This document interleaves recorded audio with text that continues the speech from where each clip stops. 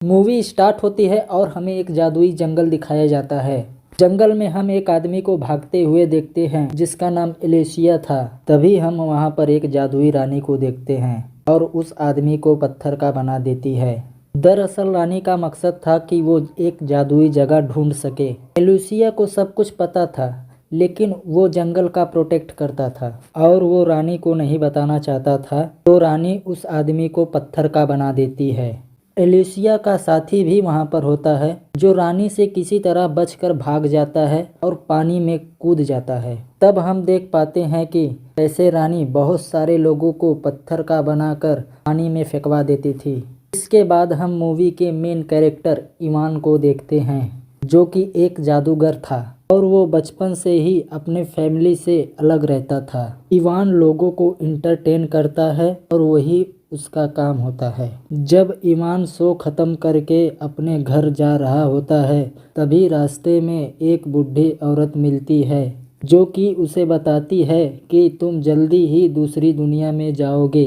मगर इवान उस औरत को पागल समझकर इग्नोर करता है और घर आ जाता है।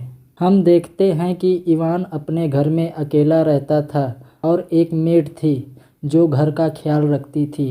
अगले दिन इवान का एक लड़की के साथ मीटिंग होता है, तो उस लड़की के पास चला जाता है और इवान उस लड़की को बताता है कि तुम्हारे घर में कोई ब्लैक एनर्जी है, जिसके वजह से उस लड़की का हस्बैंड उसे चीट करता है और इवान उस एनर्जी को हटाने के लिए उसके घर में रिचुअल परफॉर्मेंस करता है। वो लड़की इवान को उसके बदले में बहुत सारा पैसा भी देती है।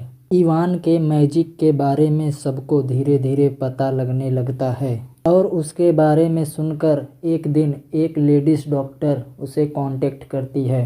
वो बताती है कि मेरा पेशेंट एक बच्ची है जो कि बहुत समय से कोमा में है और उसे होश में लाने के लिए बहुत सारे डॉक्टरों ने कोशिश की, लेकिन वो नाकाम रहे। और वो लेडीज डॉक्टर इवान से कहती है कि तुम अपने मैजिक से इस बच्ची को ठीक कर दो। इवान उस बच्ची के पास जाता है और बोलता है कि मैं ये नहीं कर पाऊंगा। फिर वहाँ से जाने लगता है। इवान को उस बच्ची के लिए बहुत ज़्यादा बुरा लगता है। तभी उसको अपना बचपन याद आ जाता है।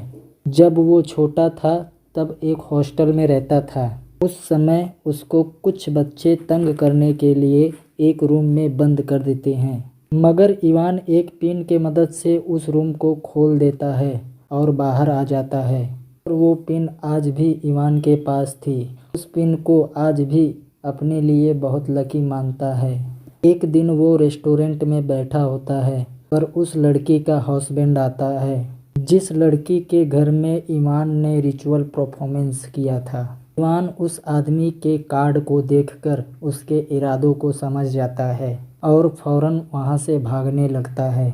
भागने के चक्कर में वो एक स्लाइडर में गिर जाता है, मगर वहां हैरानी वाली बात तो ये थी, जब वो दूसरे साइड से निकलता है तो जंगल में आ जाता है। जब इवान जंगल में आ जाता है तो सभी चीज़ों को हैरानी से देखता है। उससे पहले इवान कुछ समझ पाता, तभी अचानक वहां पर वही आदमी आ जाता है जिसको हमने मूवी के स्टार्ट में देखा था, जो रानी से बच के पानी में कूद गया था।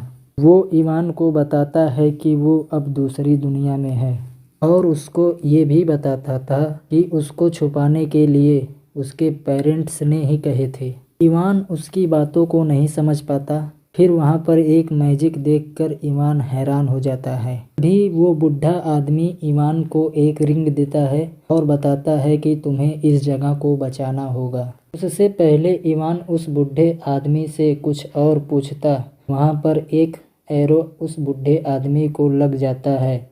उसके वजह से उस बुढ़े आदमी की मौत हो जाती है और कुछ सैनिक आते हैं, इवान को लेकर चले जाते हैं।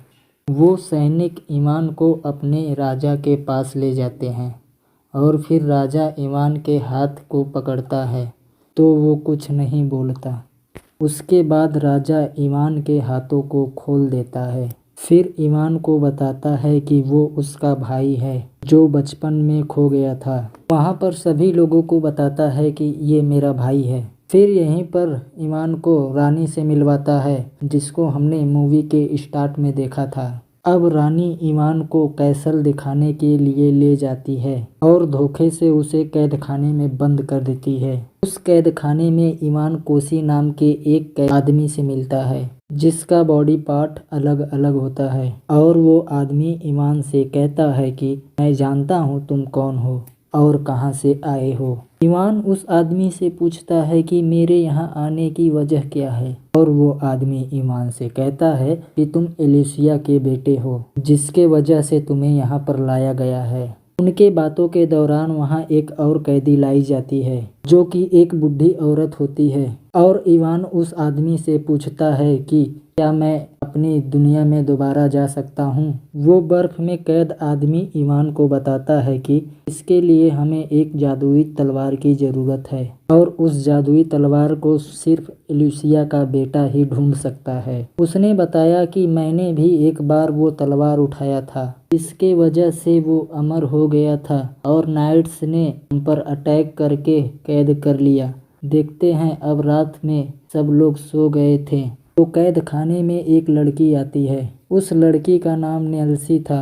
उस कैद खाने में वो बूढ़ी औरत सभी को अपने मैजिक से बेहोश कर देती है, और नेल्सी बर्फ में कैद आदमी को आज़ाद कर देती है और उसके सभी बॉडी पार्ट जोड़ देती है। और वो आदमी आज़ाद होने के बाद ईवान को भी अपने साथ चलने के लिए बोलता है, क्योंकि उन लोगों को ख्याल था कि ईवान उनके काम आएगा। जब ईवान अपना सब सामान उठा रहा होता है तो तभी वो गलती से एक घंटी बजा देता है। उस घंटी के बजते ही वहाँ पर सैनिक आ जाते हैं, मगर नेल्सी सभी सैनिक से फाइट करती है और वो लोग सैनिक को मारकर वहाँ से भाग जाते हैं। और रानी को पता चलता है कि कैद खाने में से सभी कैदी आज़ाद हो गए हैं, तो वो उन्हें पकड़ने के लिए जाती है, मगर वो लोग बहुत दूर निकल गए थे।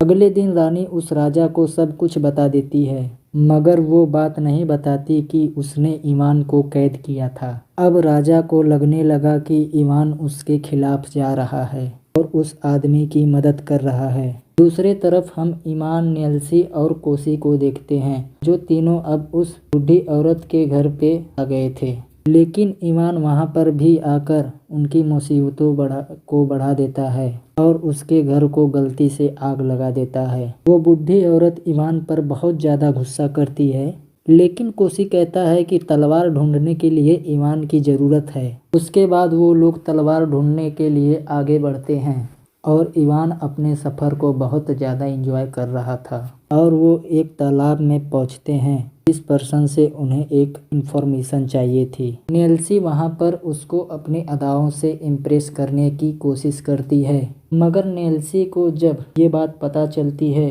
कि वो एक फ्रॉग की तरह दिखने वाला एक क्रिएचर है, तो वो पीछे हट जाती है। अब वो बूढ़ी औरत अपने आप को एक खूबसूरत लड़की में कन्वर्ट करती है। फ्रॉग क्रिएचर उसको देखकर काफ़ी ज़्यादा इम्प्रेस होता है और वो हेल्प करने के लिए मान जाता है। तभी वहाँ पर रानी भी पहुँच जाती है और उसको पता चल जाता है कि वो फ्रॉग की तरह दिखने वाला क्रिएचर उनका हेल्प कर रहा है। दूसरे दिन वो लोग एक गुफा में पहुँच जाते हैं, जहाँ पर एक बड़ा क्रिएचर कुछ कर रहा होता है। लोग उसे बगैर डिस्टर्ब किए आगे जाने लगते हैं। तभी ईवान का फ़ोन बजने लगता है और वो क्रिएचर उनके पास आ जाता है और तुरंत उनके ऊपर अटैक कर देता है। नेल्सी उस फ्रॉग क्रिएचर को हेल्प करने के लिए बोलती है।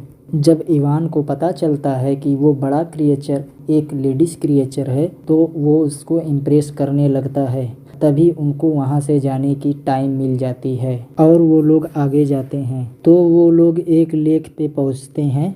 वहाँ पर कोसी क्रिएचर से कहता है कि तुम मछलियों को कंट्रोल करो ताकि लेक को पार कर सकें, मगर क्रिएचर मछलियों से डरकर भाग जाता है और उसी बीच कोसी और नेल्सी का फाइट होने लगता है। नेल्सी वहाँ से नाराज़ होकर चली जाती है। तभी ईवान उसे इम्प्रेस करने के लिए एक खरगोश को उसके पास लेकर जाता है, मगर नेल्सी उस खरगोश को देखकर डर जाती है और वो खरगोश रानी में चेंज हो जाता है। तभी वहाँ पर रानी की सैनिक भी उन्हें घेर लेते हैं। उन सब से बचने के लिए वो लोग एक कुएं में कूद जाते हैं और उस एरिया को ब्लॉक कर देते हैं और वो क्रिएचर भी वहाँ पर आ जाता है। वो बूढ़ी औरत को देखकर बहुत ही ज़्यादा उस पर गुस्सा करता है क्योंकि उस बूढ़ी औरत ने उसे धोखा दिया, मगर क्रिएचर उन सब की हेल्प करता है।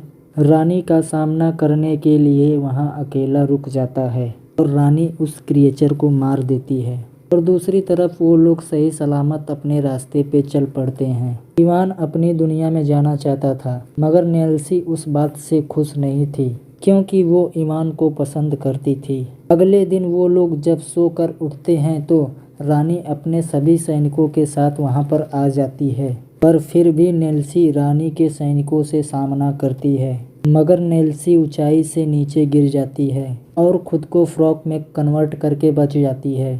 इवान वहाँ से भाग जाता है। वो भागते हुए उस जगह पर पहुँच जाता है जहाँ पर बहुत सारी तलवारें थी और वहाँ पर रानी भी आ जाती है और अपनी मैजिक से इवान पर अटैक करती है, मगर किसी तरह इवान के हाथ में असली तलवार आ जाती है और वो उस तलवार की वजह से रानी को बड़े ही आसानी से हरा देता है और उसके बाद वो तलवार कोसी को दे देता है, मगर कोसी वहाँ पर उन सभी को धोखा देता है। वो इस तलवार को किंग से चेंज करना चाहता था, वो भी एक स्टोन के लिए। अब वहाँ पर हमें एक बात पता चलती है कि इस मास्टरमाइंड के पीछे बल्कि और कोई नहीं, राजा ही था।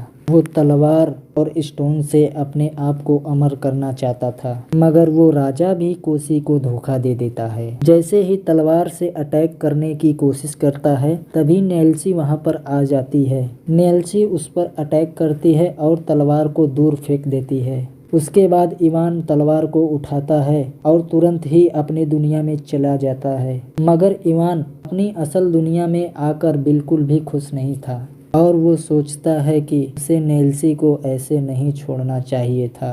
उसके बाद वो दोबारा उस स्लाइडर वाले जगह से वापस आ जाता है। दूसरी तरफ राजा अपना मैजिक कंप्लीट करने वाला था, तभी वहाँ पर इवान आ जाता है और राजा को गन से शूट कर देता है, लेकिन राजा को उस गन से कुछ नहीं होता। वो राजा जब इवान को मारने जाता है तभी वहाँ पर एक ड्रैगन आ जाता है जो कि इवान की हेल्प करता है, जिससे कि इवान को नेल्सी को आज़ाद करने का टाइम मिल जाता है। नेल्सी इवान को बताती है कि वो राजा के स्टोन को तोड़ दे तो वो मर जाएगा। तब इवान राजा को चैलेंज करने लगता है और राजा अपनी तलवार साइड में रख देता है।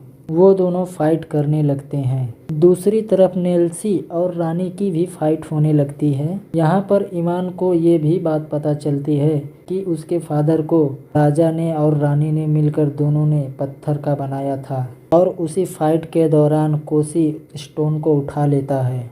ऐसा लग रहा था कि कोसी उस स्टोन को अपने लिए यूज करेगा और कोसी अपनी तलवार से उस स्टोन को तोड़ देता है, जिससे कि कोसी और राजा की मौत हो जाती है। तभी ये रानी देखकर वहाँ से भाग जाती है। अब उस राजा के मर जाने के बाद जितने भी लोगों को पत्थर का बनाया था वो दोबारा से इंसान बनने लगते हैं, जिसमें इवान के फादर भी थे और वो दोनों एक दूसरे को देखकर बहुत ज़्यादा इमोशनल हो जाते हैं और बहुत ज़्यादा खुश भी। इवान डिसाइड करता है कि वो अपने फादर के साथ इसी दुनिया में रहेगा और नेल्सी से शादी भी कर लेता है। एक दिन इवान अपनी दुनिया में वापस आता है और उस बच्ची को जो कि कोमा में थी उसे एक जादुई ड्रिंक पिलाता है, जिसके बाद वो बिल्कुल ठीक हो जाती है। और इसके साथ ये मूवी यहीं पर एंड होती है। तो फ्रेंड, आपको ये मूवी कैसा लगा? अगर अच्छा लगा तो इसे लाइक शेयर सब्सक्राइब ज़रूर कर देना, ताकि ऐसे ही मैं मूवी एक्सप्लेनेशन वीडियो लाता रहूं। Thank you for watching.